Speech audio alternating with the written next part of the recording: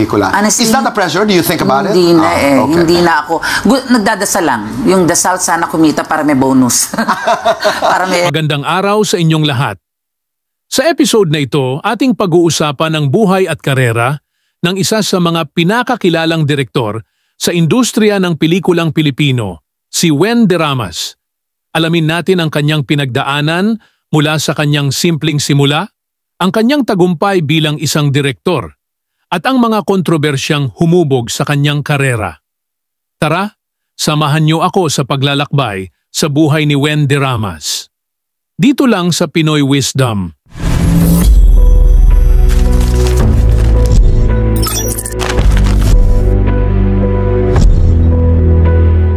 Si Edwin Villanes de Ramas, na mas kilala bilang Wen de Ramas, ay ipinanganak noong September 15, 1966 sa Maynila.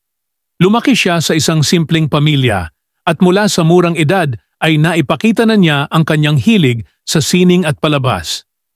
Nagtapos siya ng high school sa Jose Abad Santos High School at kumuha ng kursong Bachelor of Arts in Broadcast Communication sa University of the Philippines, Diliman. Sa kabila ng kahirapan, nagpatuloy si Wen sa pag-abot ng kanyang mga pangarap. Nagtrabaho siya bilang waiter at sa iba pang part-time jobs habang nag-aaral. Hindi nagtagal, napansin ang kanyang talento sa pagsusulat at pagdidirect sa mga dula, bagay na nagbukas ng maraming oportunidad para sa kanya sa industriya ng showbiz. Nagsimula si Wen de Ramas sa telebisyon bilang isang scriptwriter at assistant director. Ang kanyang unang malaking break ay nang maging bahagi siya ng writing team ng sikat na teleseryeng Mula sa Puso noong 1997.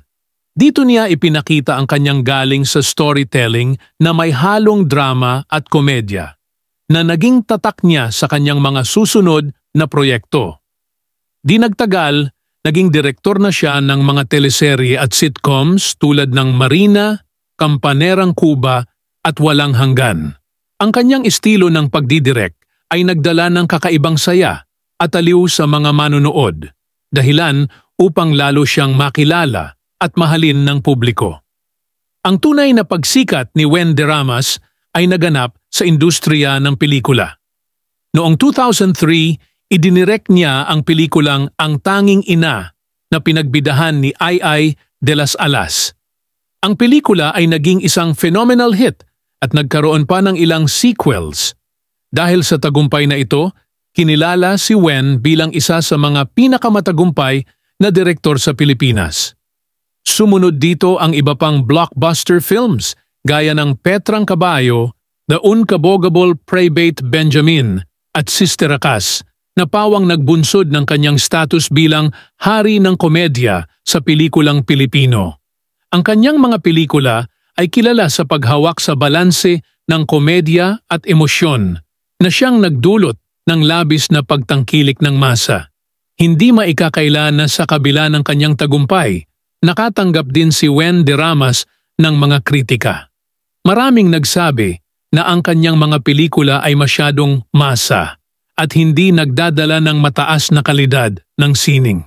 Subalit para kay Wen, ang layunin ng kanyang mga pelikula ay magpasaya at magbigay ng kasiyahan sa mga ordinaryong Pilipino, bagay na kanyang epektibong nagawa.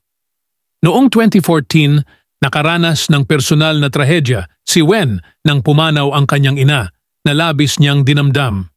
Gayunpaman, ipinagpatuloy niya ang kanyang trabaho bilang direktor na mas naging inspirasyon pa niya upang lumikha ng mga pelikulang may mas malalim na emosyonal na tema. Sa kasagsagan ng kanyang karera, pumanaw si Wen de Ramas noong Pebrero 29, 2016. Pumanaw na ang batikang direktor na si Wen de Ramas. Dahil sa atake sa puso. Ang kanyang biglaang pagpanaw ay labis na ikinalungkot ng buong industriya ng pelikulang Pilipino. Naiwan niya ang isang napakalaking pamana ng mga pelikulang nagbigay ng saya at inspirasyon sa milyon-milyong Pilipino. At diyan nagtatapos ang ating pagtalakay sa buhay ng hari ng komedya na si Wen de Ramas. Isa siyang patunay na sa kabila ng mga pagsubok at kritika, ang tunay na tagumpay ay makakamtan sa pamamagitan ng dedikasyon at pagmamahal sa sariling trabaho. Kung nagustuhan ninyo ang video na ito, huwag kalimutang mag-like, mag-share at mag-subscribe para sa iba pang kwento ng ating mga iniidolong personalidad. Salamat sa inyong panonood at hanggang sa muli. Dito lang sa Pinoy Wisdom.